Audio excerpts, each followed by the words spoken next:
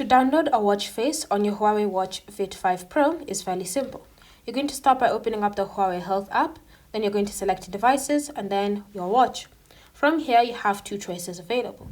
You can choose to tap on the watch faces section, and from here, this is where you're going to purchase any watch faces that you might like. So for example, we have this one right here, and when you scroll down, you can be able to see other options available as well as their prices. So you can go ahead and go through that. Or alternatively, you can always choose to just get a watch face that's currently already available for you.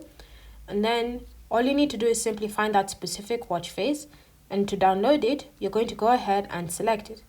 So say for example, we want this specific watch face.